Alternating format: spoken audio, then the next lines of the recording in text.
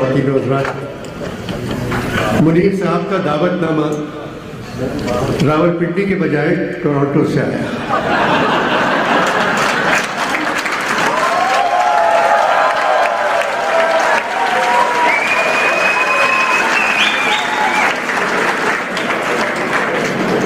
شاہد رسام پاکستان کے مشہور مصور ہیں، میرے دوست بھی ہیں، ریٹائرڈ فوجی بھی نہیں ہیں، پھر بھی کینیڈین ہیں۔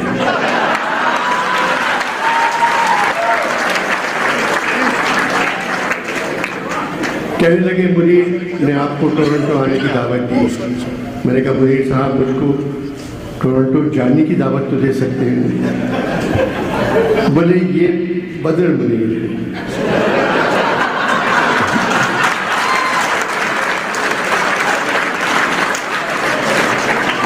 صحافی ہیں، صحافت چھوڑ کے دوسرے بہتر کام کر رہے ہیں۔ میں نے حامی بھر لی۔ میری طبیعت اس وقت ٹھیک تھی۔ روانگی سے 2 دن پہلے میری طبیعت خراب ہو گئی۔ ڈاکٹر ادیب رضوی میرے ڈاکٹر ہیں، کہنے لگے تم لاہور بھی نہیں جا سکتے، ٹورنٹو کیسے جاؤ گے؟ ڈاکٹر صاحب وعدہ کر لیا ہے جانا تو پڑے گا۔ جہاز میں بیٹھتے وقت میری عمر 84 برس تھی۔ جب ٹورنٹو اترا تو میں 85 سال 1 مہینے کا تھا۔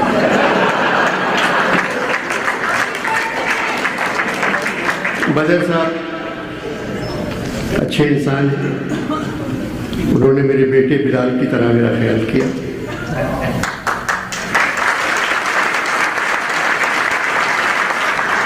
تین دن سے یہاں ہوں، خدا کی قسم کھا کے کہتا ہوں سوائے پاکستانیوں کے علاوہ کسی گورے کی شکل نہیں دیکھی۔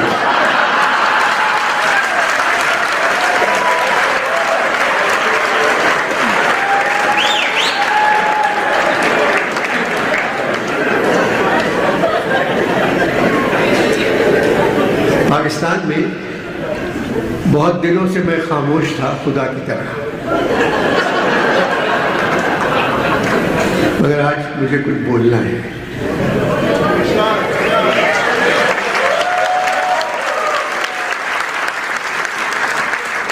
پاکستان کی تعریف کرنا ہے اور گزری ہوئی حکومت کی بھی تعریف کرنا ہے،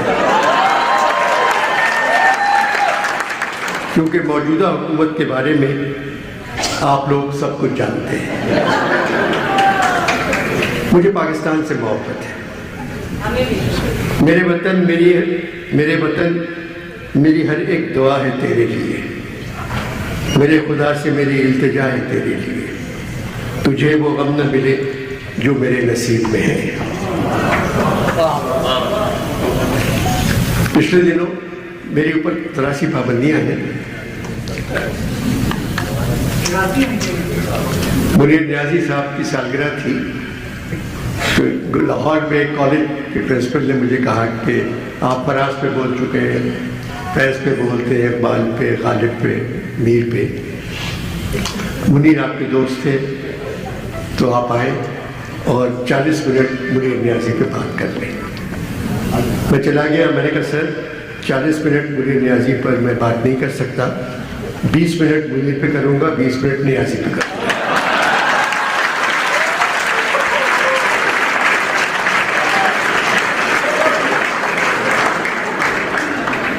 کہنے لگے یہ تو آپ نے گورنمنٹ سے لدا ہوا جواب دیا ہے، پورا کالج چاہے گا آپ 40 منٹ نیازی پر بات کریں۔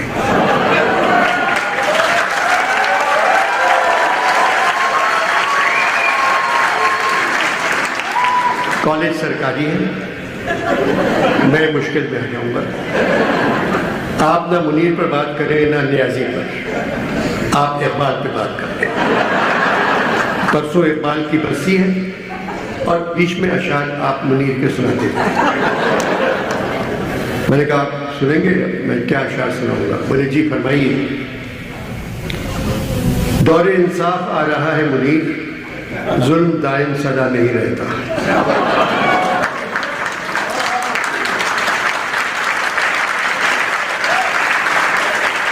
یہ منیر نیازی کو یہ دور انصاف آ رہا ہے منیر، ظلم دائم سدا نہیں رہتا۔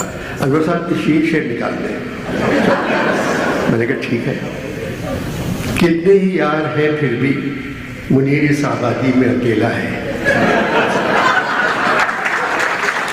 کتنے ہی یار ہیں پھر بھی منیر اس آبادی میں اکیلا ہے، اپنے ہی غم کے نشے سے اپنا جی بہلاتا ہے۔ کہہ رہے انور صاحب اس میں نشے وشے کا ذکر ہے، یہ بھی نکالتے ہیں۔ کوئی اور سنائیے۔ میں تو منیر آئینے میں خود کو تک کر حیران ہوا، یہ چہرہ کچھ اور طرح تھا پہلے کسی زمانے میں۔ انور کوئی ایسے شعر سنائیں جس میں منیر کا لفظ نہ آئے۔ پھر ایک منیر کا مصرع ہے، وہ نوازش جو نیازی کو ملی تھی پہلے، بولے کہنے لگے اس میں تو نواز اور نیازی دونوں آ گئے نا۔ اچھا ایسا کریں، منیر کو چھوڑ دیں، آپ سے اقبال پہ بات کریں، منیر کو بھول جائیں۔ ریٹائرمنٹ میں میرے 2 سال باقی ہیں، منیر نیازی کا تذکرہ مت کریں، اقبال کا کریں۔ سر منیر کے 2-3 اور شعر سن لیں، شاید میں سنانے کے قابل ہوں۔ منیر اس ملک پر آصف کا سایہ ہے یا کیا ہے؟ پلیز انور صاحب کیا ہو گیا آپ کو؟ کوئی تو ہے منیر جسے فکر ہے میری، یہ جان کر عجب سی حیرت ہوئی مجھے۔ ایک ایسا شخص بنتا جا رہا ہوں میں منیر، جس نے خود پر بند حسن و جان و وعدہ کر دیا۔ انور صاحب معاف کریں، مجھے معاف کرتے ہیں آپ۔ اقبال تو سر اقبال کے میں سنا دوں گا۔ عروج آدم خاکی سے انجم سے میں جاتے ہیں، یا یہ خاکی اپنی فطرت میں۔ انور صاحب خاکی سے پرہیز کریں آپ۔ انور صاحب یہ خاکی کا لفظ مت استعمال کریں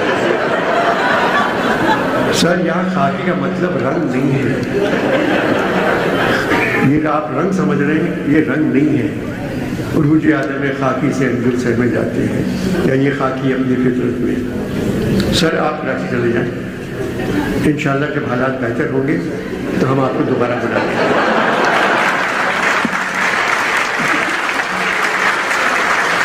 حالات بہتر ہوں گے تو آپ کو دوبارہ بلائیں گے۔ تو پھر میں اٹھ گیا، میں نے کہا سر پھر آپ سے قیامت کے بعد ملاقات ہے۔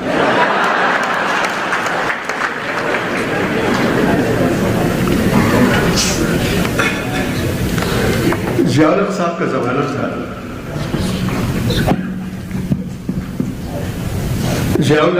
زمانہ تھا، میرا پروگرام 50-50، شوشا، آنگن ٹیڑھا، اسٹوڈیو 2.5، اسٹوڈیو 2.25، شو ٹائم، اسٹوڈیو 4-20 سب ہٹ ہو چکے تھے۔ ایک پروگرام کا نام تھا انور مقصود کے ساتھ۔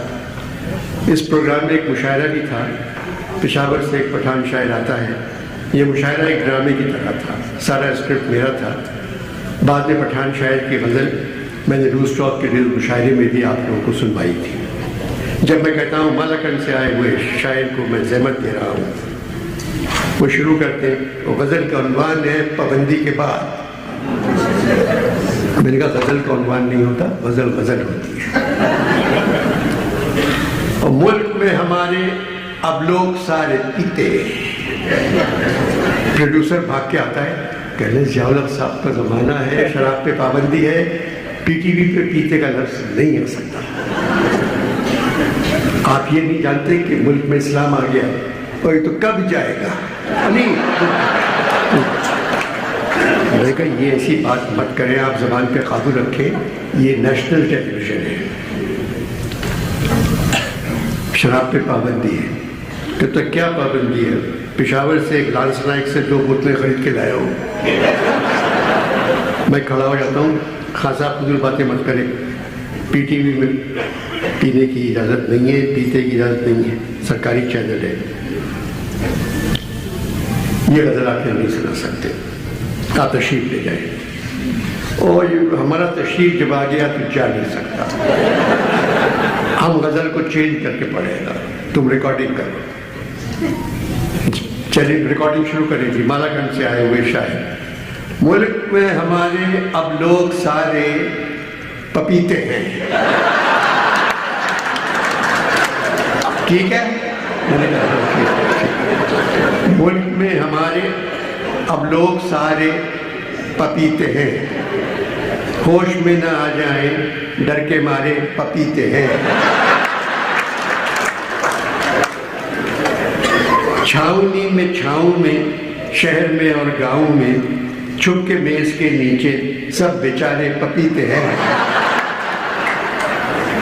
جن کے پاس کچھ بھی نہیں وہ تو چھوڑتے ہی نہیں. جن کے پاس کچھ بھی نہیں غم کے مارے پپیتے ہیں. ایک بزرگ کہنے لگا دنیا ایک نشہ سا ہے. ایک بزرگ کہنے لگا دنیا ایک نشہ سا ہے. غور سے ذرا دیکھو چاند تارے پپیتے ہیں. شادی بعد یہ عادت تو سمجھ میں آتی ہے. یہ سمجھ نہیں آتا کیوں کنوارے پپیتے ہیں. پروگرام میں سے پٹھان کو نکال دیا گیا تھا. بعد میں یہ غزل آپ لوگوں نے نیوز ٹاک میں سنی.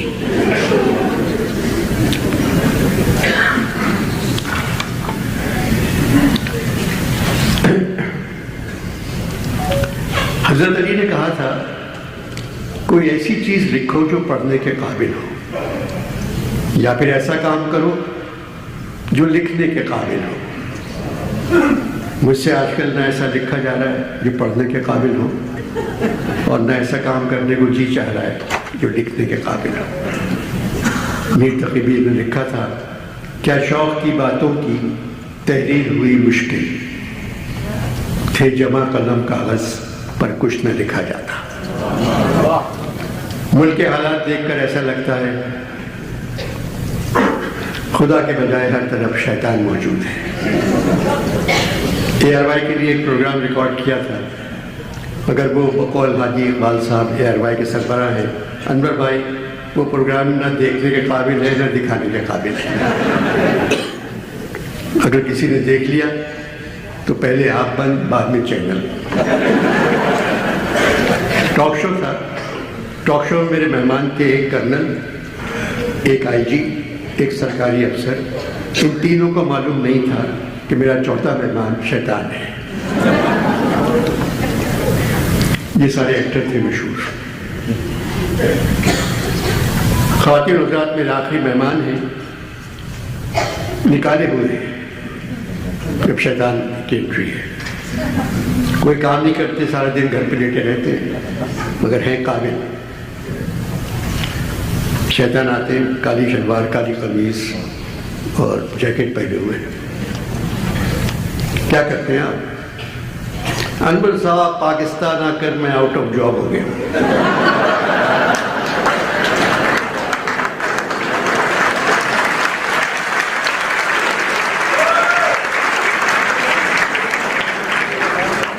پاکستان آ کر میں آؤٹ آف جاب ہو گیا ہوں.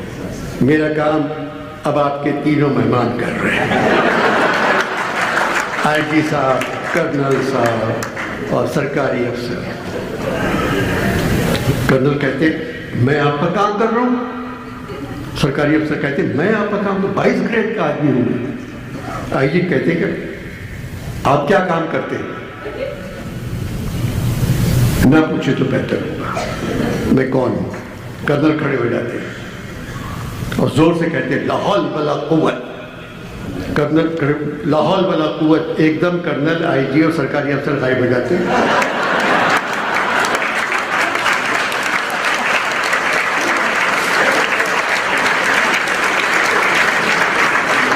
شیطان بیٹھا رہتا ہے اور ہنستا ہے، ٹھٹے مارتا ہے. تو یہ پروگرام بھی نکال دیا تھا کہ یہ آن ایئر نہیں جا سکتا.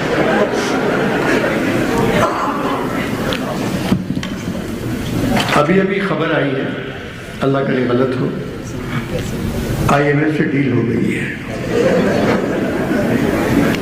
ہم نے IMF کو ایک لاڈی سمجھ لیا ہے، ڈیل کر کے خوش ہو جاتے ہیں. لاڈی میں نے اس لیے کہا ہے کہ IMF ایک ذلت ہے. ذلت امریکیوں کے نصیب میں لکھی ہے مگر اٹھاتے ہو نہیں. وزیر اعظم کا سر IMF کے قدموں پر ہوتا ہے. بقول اکبر آبادی شکر خدا کہ ان کے پیروں پہ سر ہے اپنا. اس وقت کچھ نہ پوچھو ہم آسمان پر ہیں. ہم لوگ سمجھتے ہیں قرضہ لینے کے لیے پیدا ہوا ہے اور زکوٰۃ دینے کے لیے پیدا ہوئی ہے. قرضہ قرضہ قرضہ کیا کر سکتے ہیں. IMF نے کشکول کو بہت بڑا کر دیا ہے. پچھلے دنوں 16 تاریخ کو میں کوئٹہ گیا تھا. بلوچستان یونیورسٹی میں ادبی فیسٹیول تھا. میں سمجھ رہا تھا مجھے وہاں بولنا پڑے گا. وہاں پہنچ کر مجھے معلوم ہوا کہ میں بول نہیں سکتا, میرا انٹرویو ہوگا.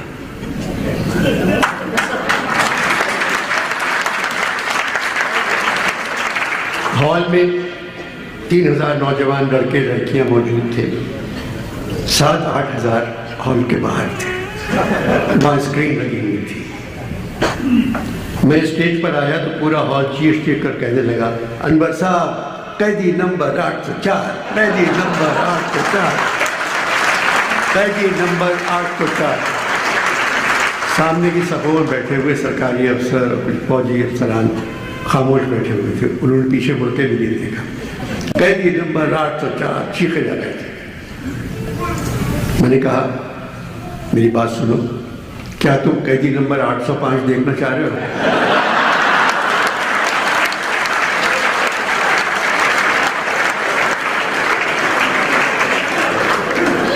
خاموشی سے جو میں کہہ رہا ہوں وہ سنو, پھر کبھی آ کے میں تم سے بات کروں گا. جب میں کچھ بولوں گا نہیں, میرا انٹرویو ہوگا. جو سوال کیا جائے گا مجھے صرف اس کا جواب دینا ہے. اپنی طرف سے میں کچھ نہیں کہہ سکتا. ایک آواز آئی, بول کے لب آزاد ہے تیرے. انور مقصود بول. میں نے کہا تیرے ہوں گے, میرے نہیں.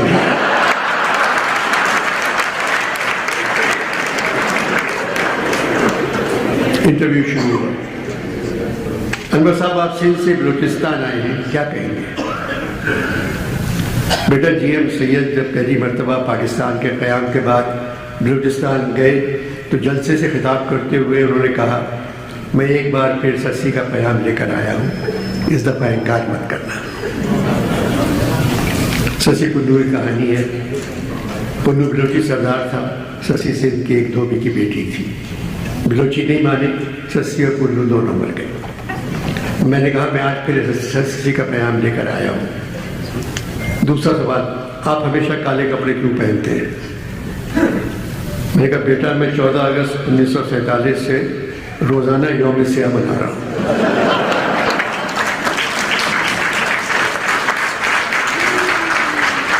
بلوچستان کی کون سی چیز آپ کو پسند ہے؟ میں نے کہا کھویا. کہنے انور صاحب کھویا تو لاہور اور پشاور کا مشہور ہے. میں نے کہا نہیں, جو آدمی بلوچستان میں کھویا ہے مجھے وہ پسند ہے.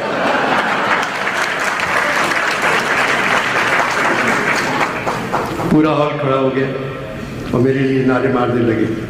پھر قیدی نمبر 804 کے نعرے لگانے لگے. بڑی مشکل سے ان کو چپ کروایا. تین ہی سوال کیے گئے. اس کے بعد آواز آئی کہ ان کا انٹرویو ختم.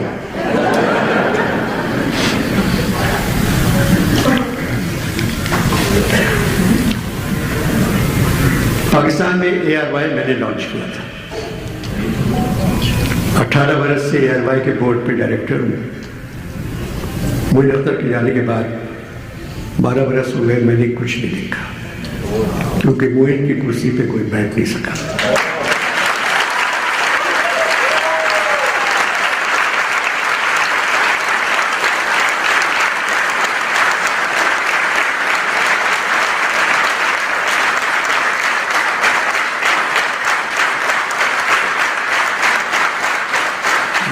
جب پروگرام بلو اسٹاک شروع کیا ہم نے, بلو اسٹاک کی 419 قسطیں ریکارڈ کی.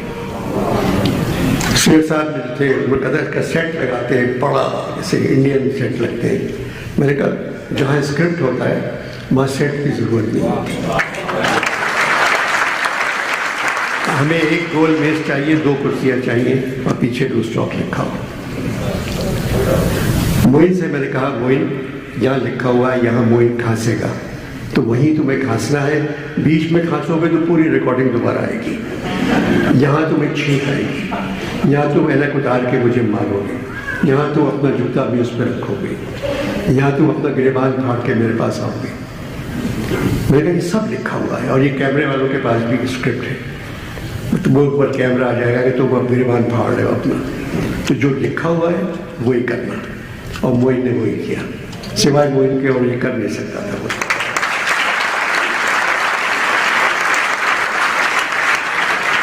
حاجی ارباز صاحب نے مجھ سے کہا کہ انور بھائی ڈوک اسٹاک نہیں تو اس کی طرح کا کوئی پروگرام شروع کرتے ہیں، بہت دن سے آپ غائب ہیں۔ میں نے حامی بھر دی اور کہا 1 ہفتے کے بعد آپ کو بتا دوں گا۔ 10 دن بعد حاجی صاحب کا فون آیا، انور بھائی ہاں یا نہیں؟ ارباز صاحب ہاں، پروگرام کا نام ہوگا تو بول۔ انور بھائی اسلام میں تہذیب نظر نہیں آ رہی؟ اقبال بھائی آج کل مجھے بولنے کی عادت نہیں ہے، اس لیے نام رکھا ہے تو بول۔ تو غالب کے شعر سے نکالا ہے، ہر ایک بات پہ کہتے ہو تم کہ تو کیا ہے، تم ہی کہو کہ یہ انداز گفتگو کیا ہے۔ انور بھائی یہاں غالب کو بھی تو پسند نہیں آیا۔ حاجی صاحب میرے مہمان ہوں گے پولیس والا، بے روزگار آدمی، وکیل، اخبار بیچنے والا، مزدور، چور۔ انور بھائی پروگرام کا نام رکھ لیں، آپ کہیے۔ حاجی صاحب آپ کہیے اگر نام ہوگا تو مجھے کسی وزیر، مشیر، کرنل، بریگیڈیئر کو بلانا پڑے گا، پھر آپ کہیے میں خوشامد کا پہلو ہو جاتا ہے۔ انور بھائی یہاں ترقی کے لیے خوشامد بہت ضروری ہے، سب کچھ ہو جاتے ہیں اور خوشامد کرنے والے کی ترقی ہو جاتی ہے۔ آپ نے ایک دفعہ مجھے خوشامد پر کسی شاعر کے شعر سنائے تھے، حاجی صاحب وہ نذیر اکبر آبادی کے تھے۔ دل خوشامد سے ہر ایک شخص کا کیا راضی ہے، بھائی فرزند بھی خوش، باپ چچا راضی ہے، جو خوشامد کرے خلق اس سے سدا راضی ہے، سچ تو یہ ہے کہ خوشامد سے خدا راضی ہے۔ حاجی صاحب تو بول، نہ میں کیئر ٹیکر حکومت سے کہہ رہا ہوں، نہ عدلیہ سے، نہ فوج سے، نہ سرکاری افسران سے، عام آدمی سے بات کر رہا ہوں۔ تو بول میں محبت ہے، بدتمیزی نہیں۔ عام آدمی ڈر کے مارے نہیں بول رہا ہے، جب میں کہوں گا تو بول تو پھر بولے گا۔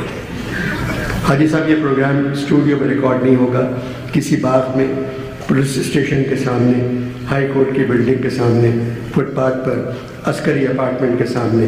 انور عسکری کے بجائے ایمان کے سامنے کر لے۔ حاجی صاحب ریکارڈ تو کر لیتے، پہلا پروگرام ہم نے ریکارڈ کیا۔ باغ میں سوکھا ہوا باغ ہے، زمین پہ پتے پڑے ہوئے ہیں، ٹوٹی ہوئی بینچز ہیں، میں بیٹھا ہوا ہوں، پورا سٹاف ہے وہاں، کیمرے لگے ہوئے ہیں، پروڈیوسر بھی ہے پروگرام کا۔ میں پوچھتا ہوں بھائی وہ جن کا انٹرویو کرنا ہے ہمیں، صحافی وہ کہاں ہیں؟ سر ہم نے گھر فون کیا تھا ان کے، تو ان کی بیگم نے بتایا صبح 6-7 لوگ آئے اور ان کو لے گئے، ہم سمجھے ARY والے ہیں۔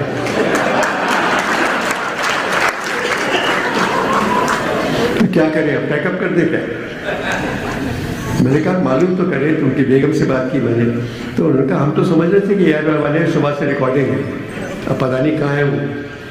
ایک صاحب آتے ہیں بال بکھرے ہوئے، شکل سے پریشان، یہ عدنان صدیقی ہے، شکل سے پریشان، ٹوٹی چپل پہنے ہوئے، جس بینچ پہ میں بیٹھا ہوا ہوں اسے اپنے پہلے تھیلے سے صاف کرتے ہیں، پھر بیٹھتے ہیں، دونوں ہاتھوں میں سر دے کے نیچے کر لیتے ہیں منہ۔ سنیے بھائی میرا نام انور مقصود ہے، بغیر دیکھے ہوئے ہوگا میں ARY کے لیے میں آپ کا انٹرویو کر سکتا ہوں، آپ کو 1 منٹ بات کرنے کے 500 روپے ملیں گے۔ میری طرف دیکھتے 1 منٹ کے 500، میں نے کہا جی ہاں پروگرام 25 منٹ کا ہے، 12,500 روپے آپ کو کیش مل جائیں گے، مگر میں 50 منٹ بات کروں گا۔ میرا پروگرام 25 منٹ کا ہے تو ٹائم بڑھا دو، ایسا نہیں ہو سکتا، یہاں سب کچھ ہو سکتا ہے۔ کیئر ٹیکر حکومت 90 دن کے لیے آئی تھی، 1 منٹ کے 1 کروڑ مل رہے تھے، کتنا ٹائم بڑھایا انہوں نے۔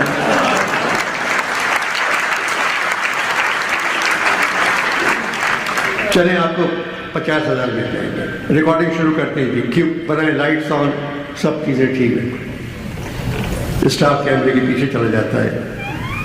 تو بول میرے پہلے مہمان، تو بغیر کہتے ہیں پہلے مہمان پشیمان پریشان ایک مرا ہوا انسان، مگر بولے ہے زبان جیوے جیوے پاکستان۔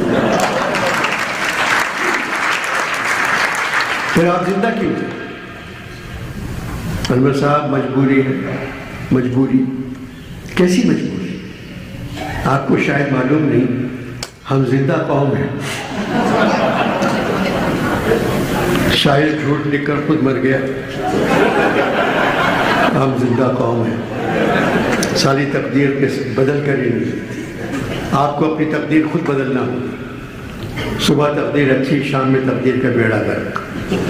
یہ سرزمین نمونہ دشت بلا ہے کیا، جو اس زمین پہ تیر ہی چلتی ہے اب تک۔ اس طرح کی شاعری ٹیلی ویژن پر نہیں سنا سکتے، آپ صرف علامہ اقبال کی شاعری سنا سکتے ہیں۔ آتا ہے یاد مجھ کو گزرا ہوا زمانہ، علامہ کی اس مصرے پہ پابندی ہے۔ آپ آج گزرے ہوئے زمانے کو یاد نہیں کرتے، جو زمانہ چل رہا ہے صرف اس کو یاد کریں۔ آپ کرتے کیا ہے؟ ہم ترانہ گاتے ہیں، ترانہ گاتے ہیں، پاکستان زمین شادہ، یہ تو قومی ترانہ ہے۔ ہم موجودہ حالاتی ترانہ گاتے ہیں۔ موجودہ حالاتی ترانہ کون سا ہے؟ اس ڈنڈے کے سائے تلے ہم ایک ہیں،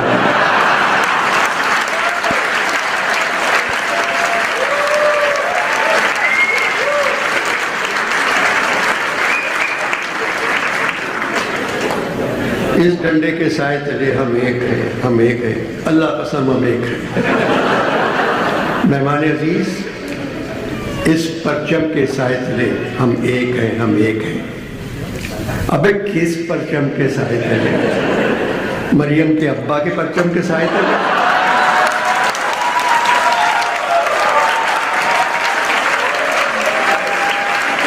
ابے کس پرچم کے سائے تلے؟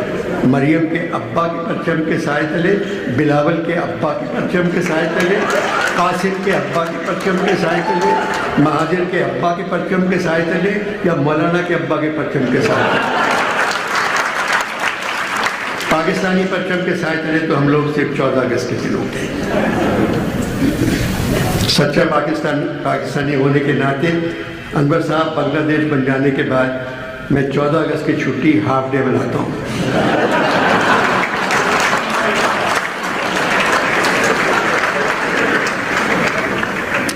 الیکشن آنے والے، الیکشن بے غیرت ہے انور صاحب، معلوم ہے انجام کیا ہوگا پھر بھی آ جاتے ہیں۔ اس دفعہ الیکشن کمیشن بہت محنت کر رہا ہے، الیکشن صاف اور شفاف ہوں گے۔ وہ ایریل اور سرف کے پاؤڈر سے بھی دھوئیں تو صاف نہیں ہوں گے۔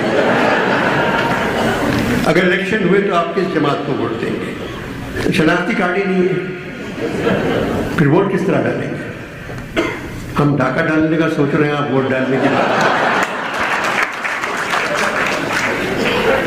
کبھی ووٹ نہیں ڈالا۔ 18 کے الیکشن میں مہاجر سے شناختی کارڈ ادھار لے کر عمران کو ڈال دیا تھا۔ کہاں رہتے ہیں؟ مرزا غالب نے ایک گھر کا ڈیزائن بنایا تھا، اسی طرح کے گھر میں رہتے ہیں۔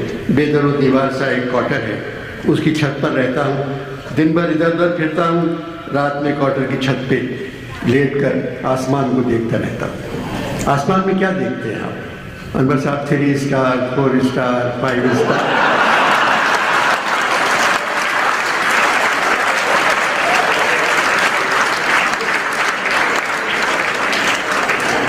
آسمان میں کیا دیکھتے ہیں انور صاحب؟ 3 اسٹار، 4 اسٹار، 5 اسٹار، مگر ان 3، 4، 5 اسٹار کو نہیں معلوم ستاروں سے آگے جہاں اور بھی ہے۔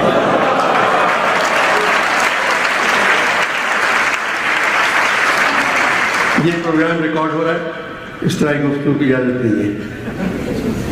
پر آپ نہیں بول رہے ہیں، یہ تو بول رہا ہے، آپ کو سزا مل سکتی ہے۔ اسی کا تو انتظار ہے انور صاحب۔ جیل میں 3 وقت کا کھانا تو ملے گا، باہر رہ کر 1 وقت کھانا بھی افورڈ نہیں کر سکتا۔ گفتگو سے آپ پڑھے لکھے انسان لگتے ہیں، ماہر ہیں۔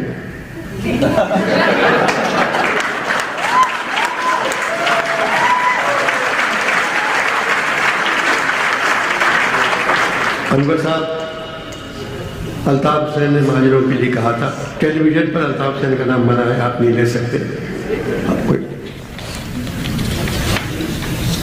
ابھی میں الطاف حسین حاجی کی بات کر رہا ہوں. انہوں نے کہا تھا مہاجروں کے لیے، حکومت نے تم سے کیا گر کنارہ، تو اس میں نہ تھا کچھ تمہارا اجارہ. زمانے کی گردش سے ہے کس کو چارہ، کبھی یہاں سکندر کبھی یہاں ہے تارا. نہیں بادشاہی کچھ آخر خدائی، جو ہے آج اپنی تو کل ہے پرائی. انور صاحب 76 برس بعد بھی یہ لوگ خود کو مہاجر کہتے ہیں، پھر کیا کہیں؟ یہ لوگ اردو اسپیکنگ سندھی ہیں.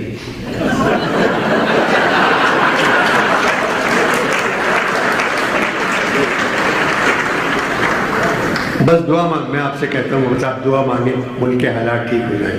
ارے انور صاحب، جس ملک کا رہبر واٹر کولر ہو وہ ملک ترقی کیسے؟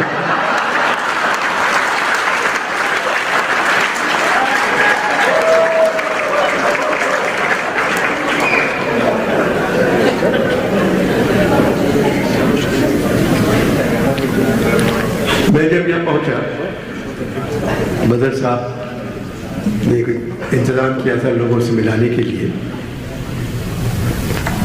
ایک صاحب میرے پاس روتے ہوئے آئے، شکل سے بہت ہی نفیس انسان لگ رہے تھے. میں نے نام پوچھا تو روتے ہوئے کہنے کہ میرا نام شاہد ہاشمی ہے. مجھے بہت اچھے لگے وہ. پھر انہوں نے مجھے کھانے پہ بلایا، میں چلا گیا. بہت لوگ تھے وہاں، میئر بھی تھے، ممبر پارلیمنٹ بھی تھے، بھلا لوگ. ایک کرسی پہ، گول کرسی، اس پہ انور مقصود لکھا ہوا ہے. میں دیکھا کرسی کو، میں نے پھر مجھ سے کہا یہاں مرحوم شاد الحق بیٹھتے تھے، یہاں مرحوم ضیاء الدین بیٹھے ہیں، یہاں مرحوم احمد فرحان بیٹھے ہیں، یہاں مرحوم عالی صاحب بیٹھے ہیں. تو میں نے کہا اب اس کتبے میں میرا نام کیوں لکھنا ہے؟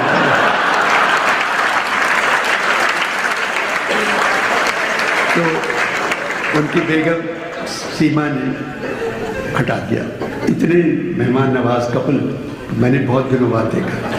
اس کے بعد کھانا نکلا، مجھے کمرے میں لے گئے اور پھر روتے ہوئے مجھے ایک لفافہ دیا. روئے جا رہے تھے، میرے ہاتھ چھوڑے تھے. میں نے کہا یہ کیا ہے؟ مجھے بس آپ رکھ لیں اس کو، کیونکہ فراز سے رکھ لیا تھا، معین اختر نے رکھ لیا تھا، شان حقیق نے رکھ لیا تھا، آدھی چیز نے رکھ لیا. میں نے لے لیا. اور پھر بدر صاحب وہ گاڑی میں واپس کیا کہ ایک روتے ہوئے دے رہے تھے لفافہ مجھے، اگر ہنستے ہوئے دیتے تو میں لے لیتا.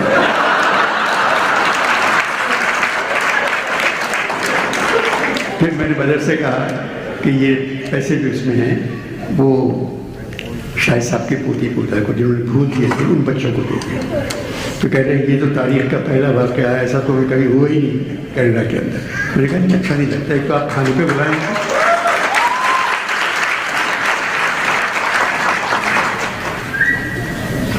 جان ایلیا کا نام تو آپ سب نے سنا ہوا ہے. اس وقت پوری دنیا میں ایک ہی نام جان ایلیا کا نام ہے. ہندوستان جاؤں پورا مطلب 40,000 لوگ بیٹھے ہوئے ہیں. انور صاحب صرف جان پہ بات کریں. جان مرنے کے بعد بہت پاپولر ہو گئے اور بچے ہوئے، نوجوان ہو گئے، کیونکہ جان کی شکل جو ہے نا وہ جیسے کہ راک سٹار وغیرہ ہوتے ہیں، مک جیگر وغیرہ، بال کھلے ہوئے اور بالوں میں ہاتھ دے دے کے وہ پڑھتے ہر جگہ. انگلینڈ میں جان پہ بات کریں. تو جان سے میری خط و کتابت بہت اچھی ہے، ابھی بھی ان کے خط آتے ہیں میرے پاس.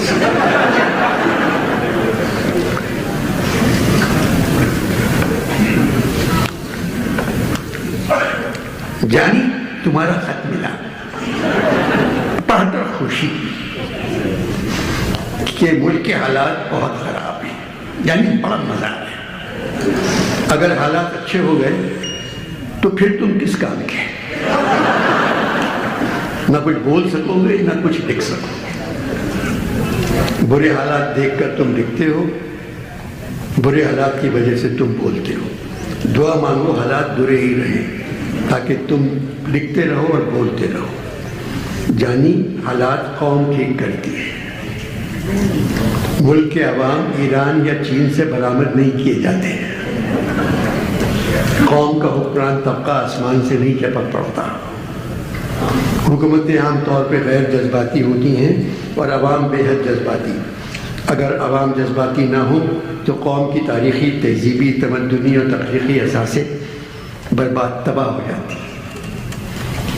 حکومت اور عوام جہاں دونوں جاہل ہوں، تعلیم سے دور، تو پھر شاندار حال اور مستقبل کا وہ خواب کیسے پورا ہوگا جس کی تعبیر حاصل کرنا کسی ایک فرد یا کسی ایک طبقے کا نہیں، ساری قوم کا فرض ہے. یعنی تمہاری قوم ہی نہیں ہے. فوج کے سربراہ کا استقبال کرنے تمہارے وزیر اعظم اپنی کرسی سے اٹھ کر نیچے جاتا ہے، اور شاید وہ فوجی سربراہ کی گاڑی کا دروازہ بھی کھول دیتا، مگر دروازہ ایک سپاہی نے کھول دیا. بعد میں اس سپاہی کو ڈانٹا ہو وزیر اعظم نے کہ جو کام میرا تھا وہ تو نے کیوں کیا. فوج کا سربراہ سیکرٹری ڈیفنس کے نیچے آتا ہے. جب وزیر اعظم کا یہ حال ہے تو پھر وزیروں کا کیا ہوگا؟ چھوڑو ان باتوں کو، تم جانو یا تمہارا ملک. روشنی کے انتظار میں اندھیروں سے لڑتے رہو. اسلام جب پھیلا تھا اس وقت مسلمان سپاہی کہتا تھا اسلام قبول کرو نہیں تو ہم سے جنگ کرو. تمہارے یہاں بہادر قبول کرو تو ان سے جنگ تو ہم کر ہی نہیں سکتے. سب کہنے لگتے ہیں قبول قبول قبول قبول. دستور ساز اسمبلی کا بھی وہی حال ہے. دستور کے ساتھ ساز لگا ہوا ہے.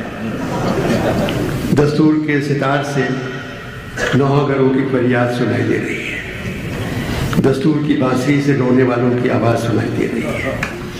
اس عذاب نے تم لوگوں کی زندگی کو جلا کر رکھ دیا ہے، اور پھر یہ رات تمہیں لباس کی طرح پہنا دی جاتی ہے.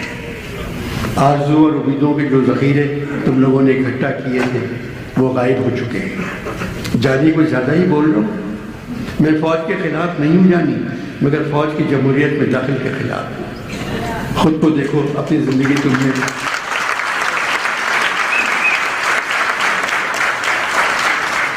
جانی تم نے 45 برس پہلے میرے ایک بہت اچھے شعر کی پیروڈی کر کے میرے شعر کو تباہ کر دیا تھا.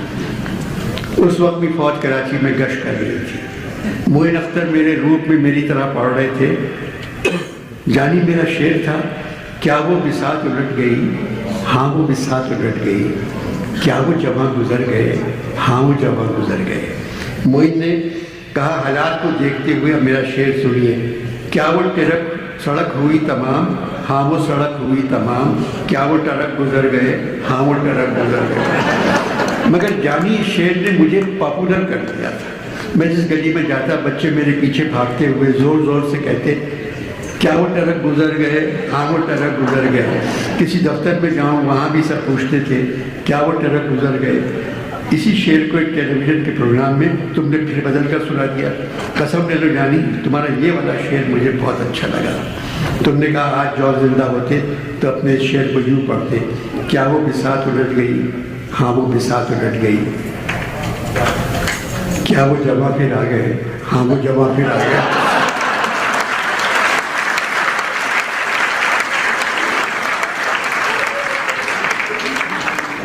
انور مقصود کو جواب کو جب موقع ملا آ جائیں گے، آتے رہیں گے. تم لوگ بھی دعوت دیتے ہو. پاکستان کی تاریخ دیکھ لو. مشکل یہ ہے کہ پاکستان کی تاریخ سے کوئی معاملہ کرنا ہی نہیں چاہتا. تم لوگوں نے تاریخ سے کبھی کوئی سلیقے کا معاملہ نہیں کیا. تاریخ قوموں کی کوئی زر خرید روڑی نہیں ہے کہ اس سے جو کچھ چاہا جائے وہ منوا دیا جائے. تاریخ کی سب سے بڑی حقیقت یہ ہے کہ یہ زمانہ علم، دانش اور جمہوریت کا زمانہ ہے. علم کے سامنے ذلیل ہونا جہالت کا مقدر ہے، جمہوریت کے سامنے شکست کھانا عامریت کا مقدر ہے.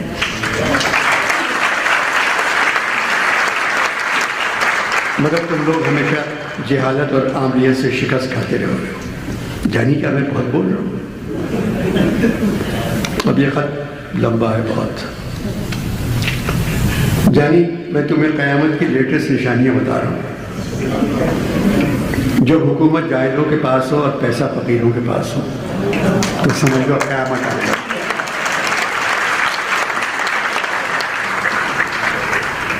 ایک اور نشانی بتائی تھی انہوں نے بہت پہلے، مگر وہ اب صحیح ثابت ہوئی. جانی جب زنخے کالے بوٹ پہن کے اچھے لوگوں کو مارا.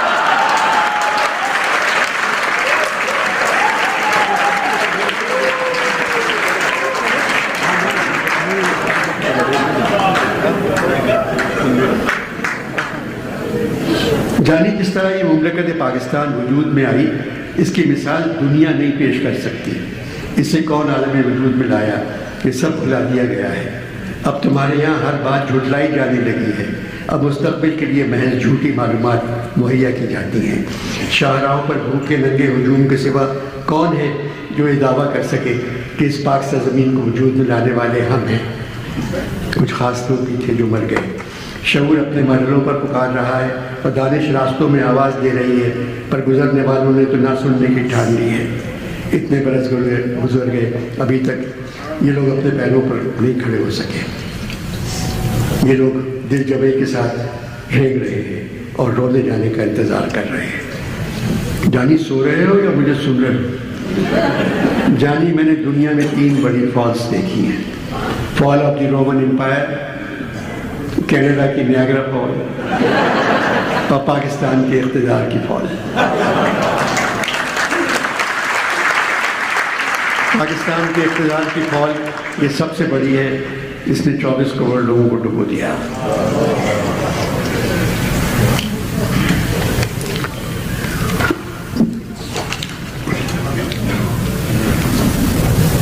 انیس سو 14 اگست 47 پر یاد آیا. 47 میں پارٹیشن کے وقت ہزاروں لوگ مر گئے یا قتل کر دیے گئے. 76 سال بعد الیکشن کے فارم 47 نے 2.5 کروڑ مار دیے.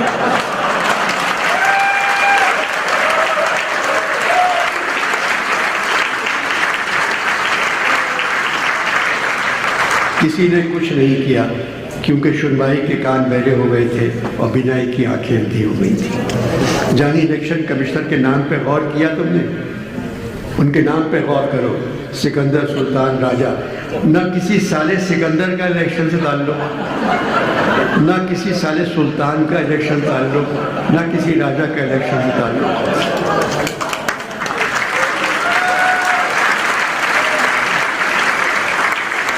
الیکشن کے دن عوام نے سیاستدانوں کی کالک اپنے انگوٹھے پر لگائی. بعد میں الیکشن کمشنر وہی کالک ووٹ ڈالنے والوں کے منہ پہ مل دی. منہ کالا ہونے کے بعد ووٹر کیا کرے؟ اس نتیجے نے تمہاری فلاکت زدہ قوم کو ساری دنیا میں رسوا کر دیا. رسوا سرکاری اداروں اور بہادروں کو بھی کیا، مگر ان پر کوئی اثر نہیں ہوا کیونکہ ان کو تو رسوا ہونے کی لت پڑ گئی ہے.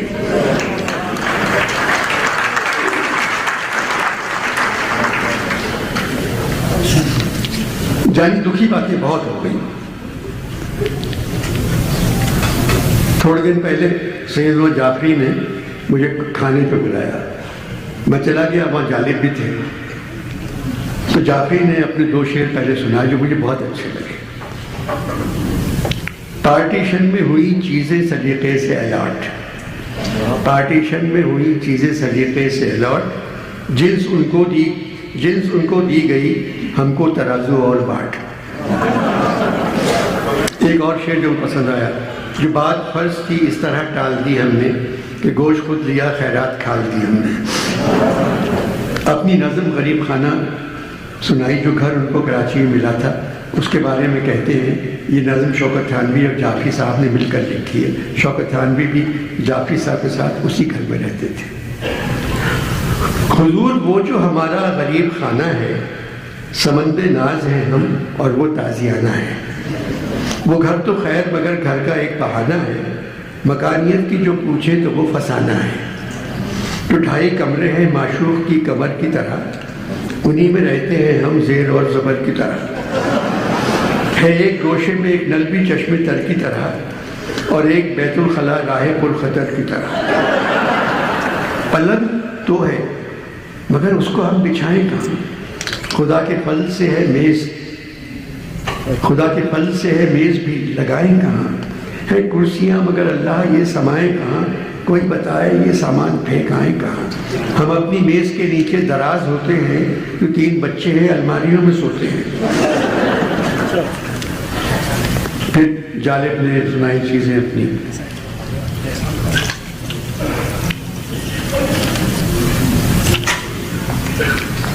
جاری پھر میری باری آئی. اب یہ میری اوریجنل شاعری پہ یا مجھے داد نہیں ملتی تو میں نے تمہاری طرح شاعری شروع کر.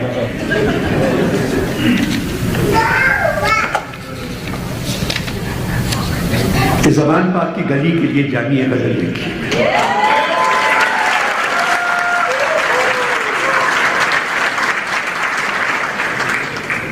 پولیس حیران اس گلی میں ہے،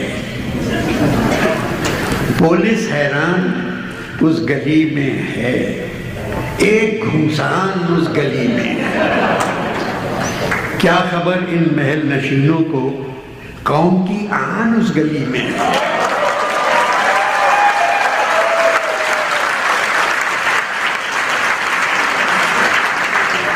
میں جو کافر ہوں اس گلی باہر، جانی شیر سن شیر، میں جو کافر ہوں اس گلی باہر، میرا ایمان اس گلی میں. ایک مہاجر پکارے جاتا ہے، وہ پٹھان اس گلی میں ہے.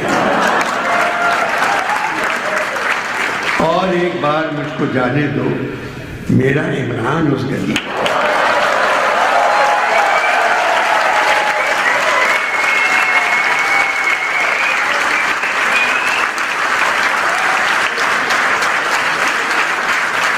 یعنی دوسری غزل میں نے اسحاق ڈار کے لیے،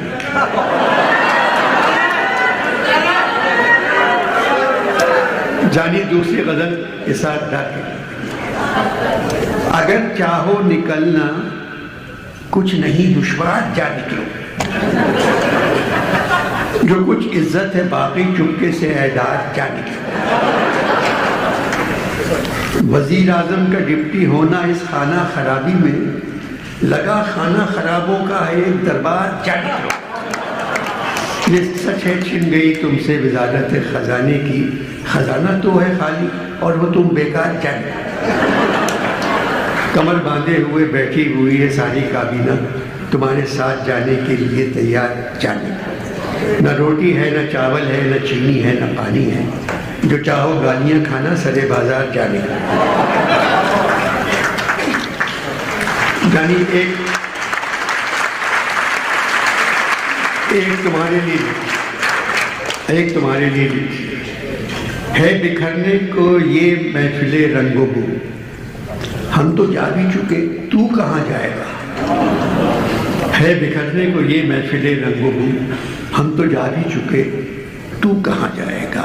ہر طرف ہو رہی ہے یہی گفتگو، ہم تو جا بھی چکے تو کہاں جائے گا.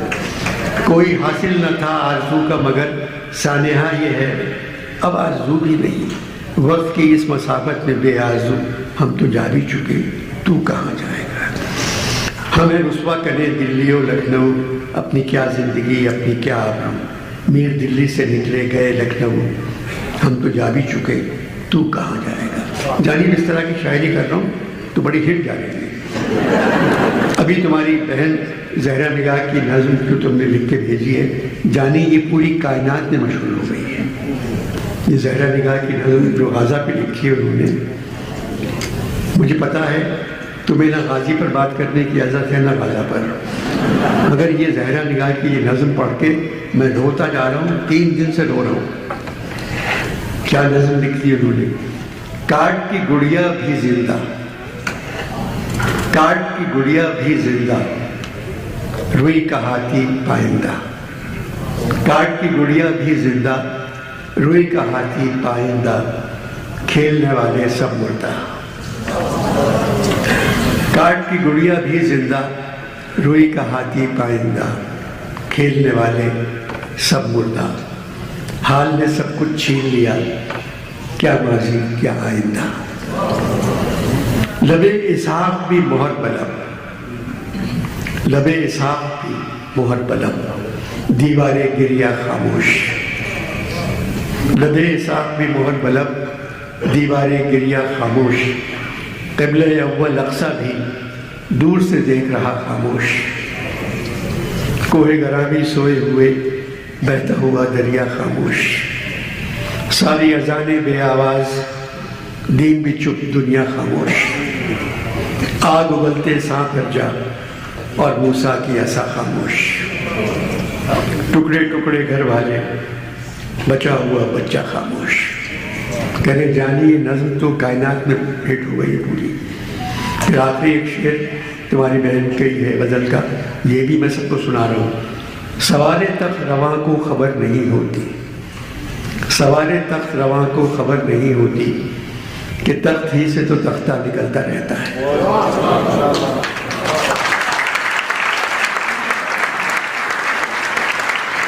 جانی پرسوں ایک چوک پر ضیاء الحق صاحب تقریر کر رہے تھے، ان کے ساتھ یحییٰ خان، ایوب خان، پرویز مشرف، ٹکا خان، نیازی، آصف نواز اور کافی سارے پاکستانی ان کی تقریر سن رہے تھے۔ ایک کونے میں پیپلز پارٹی والے کھجور کی ٹہنیاں ہاتھ میں لیے کھڑے تھے۔ یہاں احتجاج کرنے کی اجازت نہیں ہے، اگر کسی کے ہاتھ میں کھجور کی ٹہنی ہو تو معلوم ہو جاتا ہے کہ یہ احتجاج کر رہا ہے۔ ضیاء الحق صاحب کہنے لگے مجھے دیکھو پاکستانیوں، ایوب خان کو دیکھو، مشرف کو دیکھو، نیازی کو دیکھو، ان سب کو دیکھو کہ ساری نعمتیں تمہاری سرزمین کے لیے تھیں، تم کس کس کو ٹھکراؤ گے؟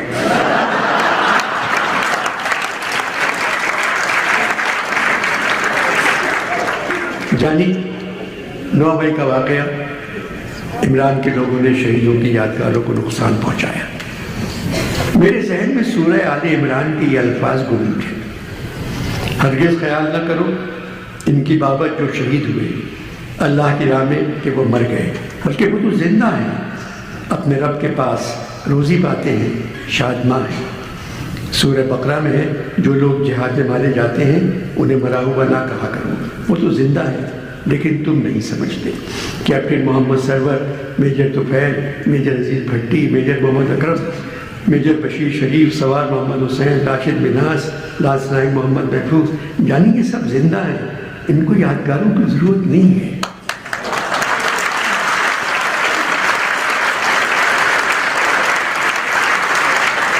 ہمارے لیے اپنی جانیں قربان کرنے والے ہمارے دلوں میں، ہمارے گھروں میں، ہماری دعاؤں میں قیامت تک رہیں گے۔ جانی یہ لوگ یادگاریں زندہ لوگوں کی بنانا چاہیے، کیونکہ یہ لوگ اگر مر گئے تو ان کی یادگار کوئی نہیں بنائے گا۔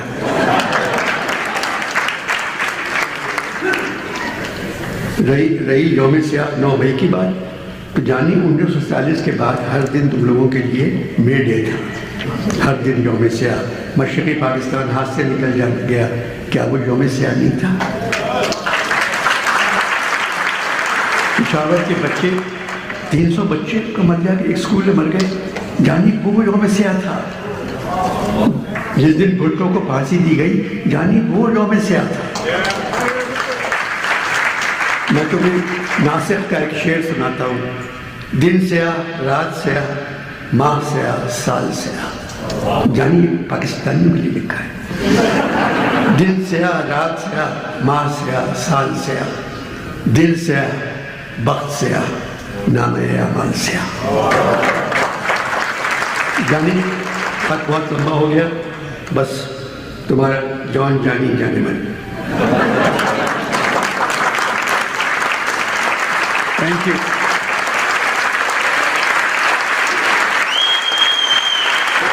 ایسی ہی مزید دلچسپ ویڈیوز دیکھنے کے لیے ہمارے یوٹیوب چینل کو سبسکرائب ضرور کریں۔ ویڈیو اچھی لگی ہو تو لائک شیئر کرتے جائیں۔